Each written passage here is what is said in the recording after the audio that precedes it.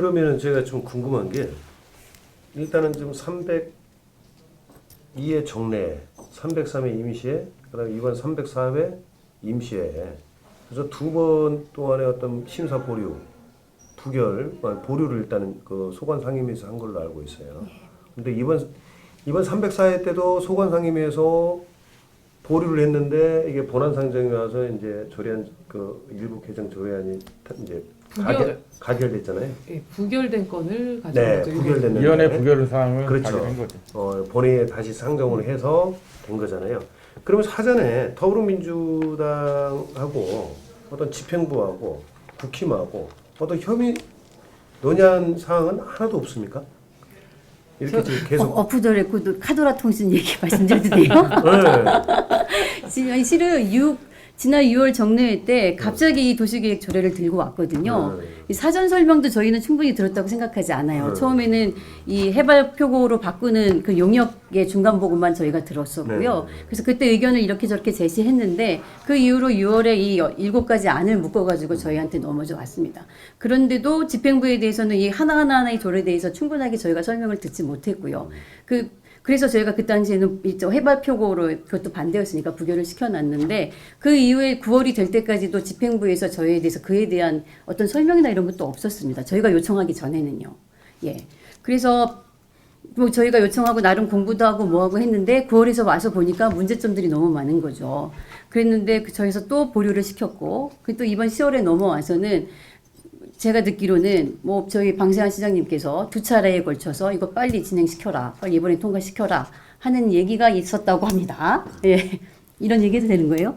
우리 다른 뭐 아니 우리 시장님실에 우리가 접견 신청해서 올라가는 날도 이 조례 빨리 맞아요. 예, 빨리 시켜달라고 통과시켜라. 말씀하셨어요. 저희한테도. 집행부에서는 정말 솔직히 얘기하면 뭐 담당 국장님도 뭐 이렇게 나름 열심히 하시는 분이신데요. 이렇게 막 그쵸? 그렇게 그렇죠, 막 맞아. 열성적으로 막 설명을 하거나 뭐 그거 하시지 않았어요. 저희가 물어보는 거에 대해서 근데 제가 그 광주시를 보면 지금 이제 태전지구 이쪽도 시장님의 의지가 크지 않았나. 신도시 이제 개발해서 아파트가 많이 두고 이제 인구 밀집이 많이 됐잖아요. 예. 그래서 가장 중요한 게 지금 교통 순환이거든요. 제가 보는 관점에서.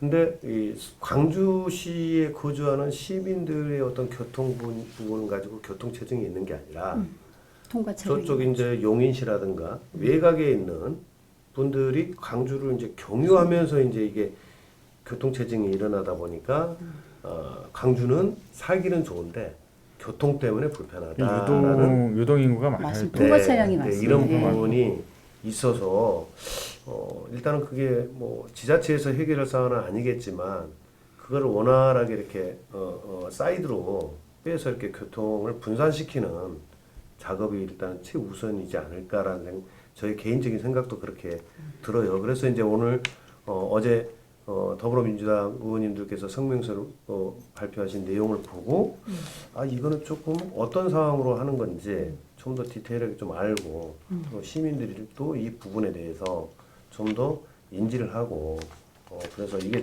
과연 이 도시계획조례 일부 개정 조례안이 올바른 건지 아니면 시민들의 공청회 뭐 원탁회의라든가 그래서 의견 수렴해서 각계 분야라든가 이런 분들의 자문도 듣고 그다음에 뭐 어떤 용역적인 부분에 타당성 광주시장에 맞게끔 할 수 있는 이런 것도 좀 이렇게 심도 있는 조사가 좀 필요하지 않겠는가라는 취지에서 이제 저희가 오늘 한번 와서 세 분의 의원님들한테 더불어민주당의 송토를 한번 이야기를 좀 들어보는 시간을 좀 했는데요.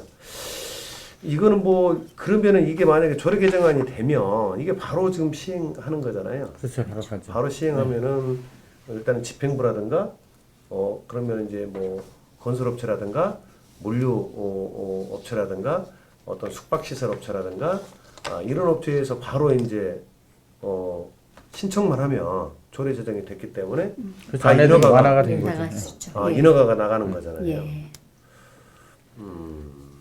그러니까 이게 전문의한테 저것도 안 하고 이제 검토 안 한 거야 이게 토론회도 안 하고 이게 오로지 지주들 건축에 관계되는 분들 사업 폐기해서 이게 법이 통과되는 시기 됐어요 지금.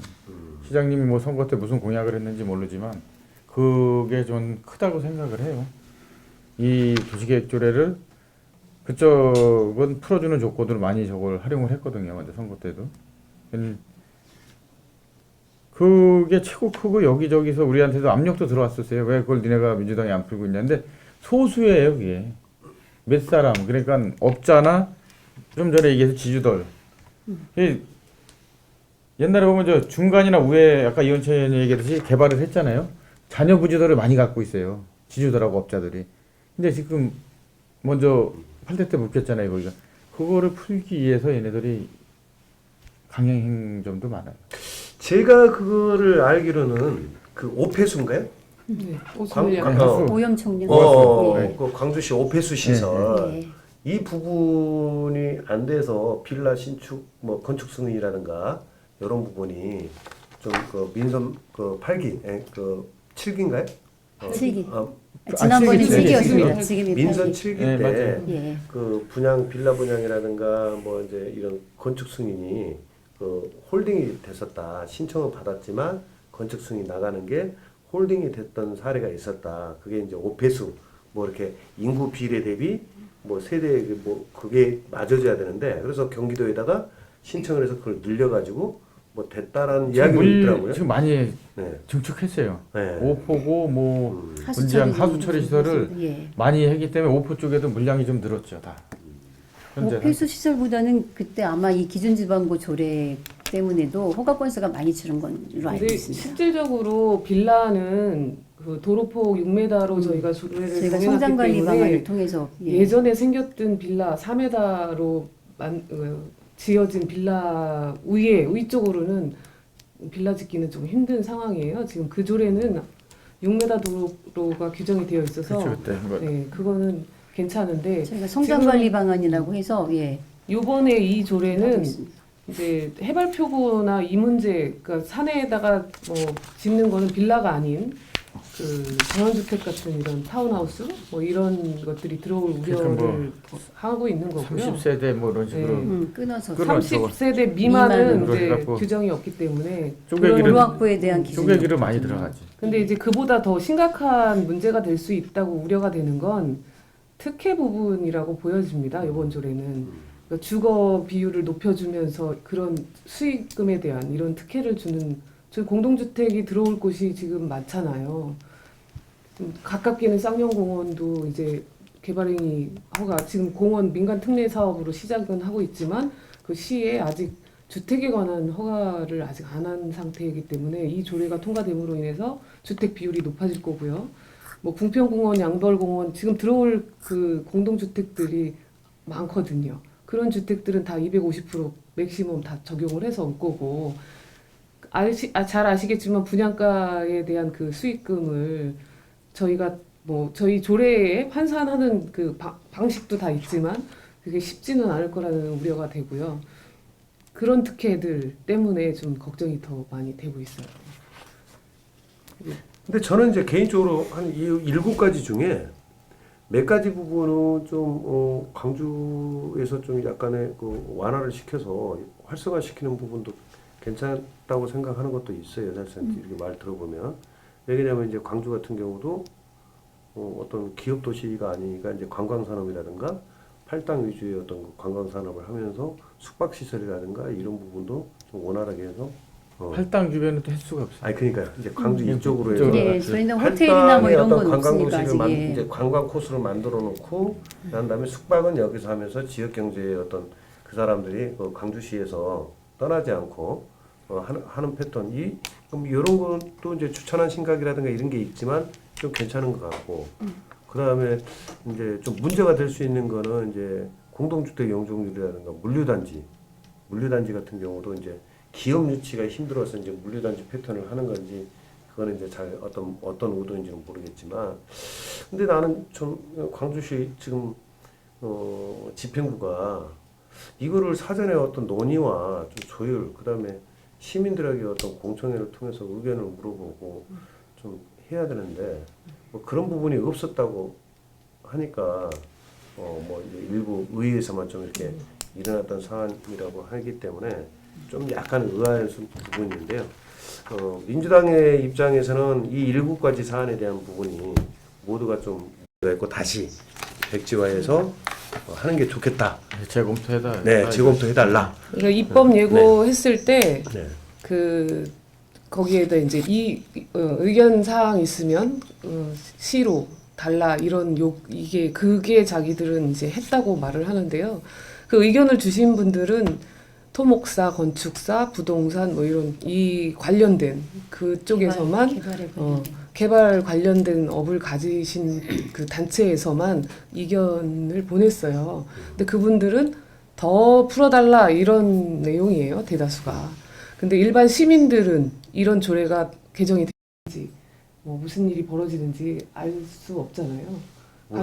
네, 모르죠. 누가 뭐 홈페이지 계속 들어가서 보는 거 아니지 않습니까? 근데 그런 과정을 좀 거쳤어야 되는데 그런 걸 안 했다. 이런 거에 좀 불만이 있는 거죠. 저희가. 그럼 이에 대한 부분에서 더불어민주당은 어떻게 향후 어떤 대책으로 이렇게 저희는 이 조례에 대한 사안으로 이제 아파트 거주하시는 분들이나 이런 분들을 좀 만나서 설명을 좀 할 계획입니다.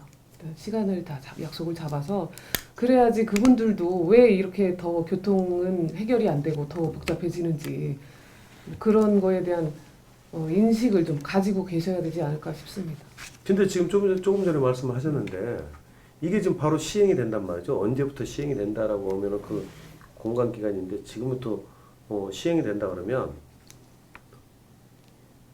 그 추진하려고 하는 분들이 서류를 준비해놨다가 다 일괄적으로 넣으면 이거를 뭐 허가를 안 내줄 수도 없고 관계 공무원들이 근데 그렇게 쉽게는 못 넣고 지금 규비가 안 좋아갖고 네네 이제 차차 늘어날 거로 보는데 지금보다는 늘어나지 않을까 늘어나는데 지금 우려하고 있습니다. 크게는 이렇게 개발은 바로는 안 되는데 이제 걱정되는 게 이제 6개월 후 그때부터는 좀 박차를 가야지 않을까 그래요. 지금 현재 상황은 그래요.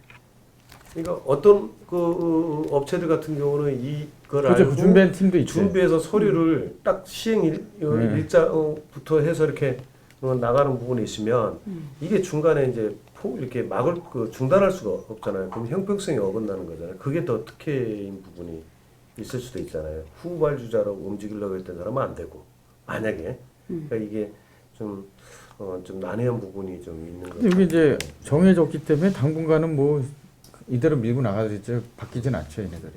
우리가 뭐 반대한다고 이게 바뀌고 그러는 법안은 아니니까. 많은 우려가 있습니다. 그리고 또 심지어 일부 의원님들 중에는 그 지난 8대 때의 상황을 잘 아심에도 불구하고 이 난개발이 뻔히 예상됨에도 불구하고 그 국민의힘 쪽에 편을 들어줬다는 거에 대해서 굉장한 저희는 상실감을 느끼고요. 그리고 또 국민의힘 의원들도 마찬가지로 광주 시민들이 이 교통체증이나 이런 그런 교통이 정지 여건이 안 좋음에 대해서 얼마만큼 광주 시민들이 굉장히 화가 나 있고 굉장히 분노하고 있으면 알고 있음에도 불구하고 그쪽에 손을 들어줬다는 거에 대해서 굉장히 저희는 같은 의원으로서 굉장히 화가 나 있습니다. 더불어민주당이 좀 안타깝습니다. 개인적으로 좀 안타까운데요. 네. 이게 제가 봤을 때는 좀 광주시가 좀 단편적인 걸 보지 않고 좀 멀리 보면서 어떤 미래지향적인 발전적인 패턴을 좀 보면서 이렇게 같이 소통과 협치 시의원분들이 시민을 대표하는 분들이지 당론으로 움직이는 분들이 아니잖아요. 맞습니다. 시민들이 우리를 대신해서 너네가 의정활동하고 집행부에 대한 어떤 견제와 감시를 해달라라고 위탁을 준 거지 권한을 준 건 아니라고 저는 생각을 하거든요. 그래서 광주시가 어떤 이런 부분에 있어서 더불어민주당의 이제 소수 야당이지만 좀 더 소통과 협치를 가지고 한 미래 50년의 어떤 광주를 바라보고 이렇게 어떤 행정적인 부분을 좀 펼쳤으면 좋겠습니다. 저도 뭐 어떤 답은 말씀을 못 드리겠지만은 좀 안타까워요. 이게 서로 대화하고 이렇게 당리당락이 아닌 정말 시민들을 위한 게 무엇인지 그거를 우리 스스로 좀 알아야 됩니다. 맞습니다. 제가 보기에도 지금 의원님들이 집행부에 끌려가지 않고 집행부하고 진짜 감시에는 강주시의회가 됐으면 바람이에요. 왜냐면 시장이 하려면은 가서 같이 말 듣고 지금 의회가 이렇게 돌아가는데 의원님들이 제대로 자리 잡고 진짜 집행부를 감시하는 의회가 됐으면 여야를 떠나서 이거는 저는 그렇게 생각을 해요. 항상 그랬고 앞으로도 얘기를 할 거지만 협치하고 진짜 우리 집행부를 감시하는 강주시의회가 됐으면 바람에서 이렇게 말씀드려요. 지금 우리 민주당 의원이 소수지만 서로 국민의힘 의원이나 민주당 의원이 우리가 집행부를 감시하는 거지 다른 걸 하면 안 되거든요. 서로. 그 당의 말을 듣는 것도 중요하지만 그래도 강주시 시의원이라면 자기 책임감을 갖고 의원의 목소리를 냈으면 바람입니다. 저는. 우리 대표님도 한 말씀 마무리 이제. 마무리요. 네. 그러게요. 예.